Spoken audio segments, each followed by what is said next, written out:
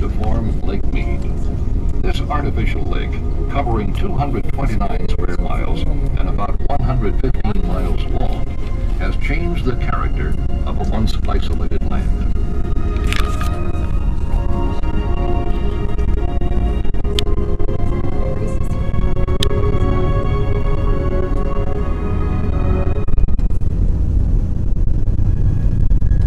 The development of the North American continent by its people has been an adventure story, full of deeds of imagination, daring, toil, and achievement.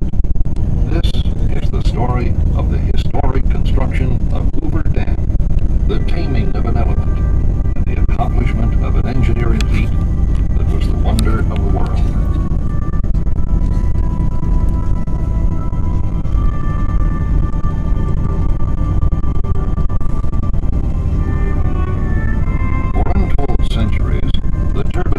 Of the Colorado River wound their way through the forbidding canyons of its 1,700-mile course, traversing the arid southwest, draining a vast region of mountain and desert, entering 7 of the largest western states. It poured its waters south into the Gulf of California, periodically overflowing the prosperous towns and the rich agricultural district near its mouth with devastating floods. It remained a challenge to engineers who sought to control it until the enactment in 1928 of the Boulder Canyon Project Act, authorizing the construction of Boulder Dam. In Black Canyon, where the Colorado River forms the boundary between Nevada and Arizona, in the very heart of the great desert of the Southwest, the United States Department of the Interior, through its Bureau of Reclamation, was directed to proceed with the construction of this mightiest of dams. Highways were pushed across the desert. Railroad lines thrust their ribbons of steel through the sagebrush and cactus, and transmission lines for construction power were brought hundreds of miles across the heat-stricken wasteland of the southern Nevada desert. Every section of the country was called upon to contribute to the staggering quantity and wide diversity of materials required. Thousands of tons of steel, millions of barrels of cement, machinery, gasoline, and oil by the thousands of gallons, tools, building materials. All these, and much more, were concentrated at the site of operations in an endless stream. The engineering forces completed their surveys, working under the most hazardous conditions.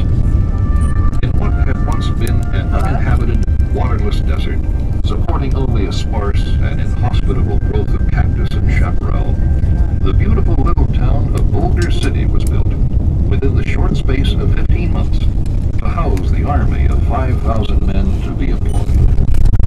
Here was no construction camp such as was known in the early days of the West.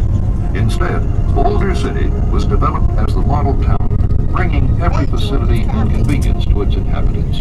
4 churches, a modern, fully equipped school, and various civic organizations, while a theater and several clubs furnished recreation. A thriving business section developed along the principal streets, while pleasant homes, surrounded by gardens, faced the broad, tree-lined residential avenues of this modern, spotless town. The buildings housing the offices of the Bureau of Reclamation and the civic administration, which operated directly under the federal government, were set in the midst of pleasant parks.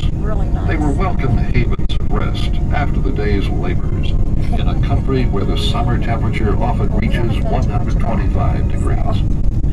In the business section of the town, arcades formed a protection against the tropic sun. Lovely flower gardens bloomed in marked contrast with the surrounding desert.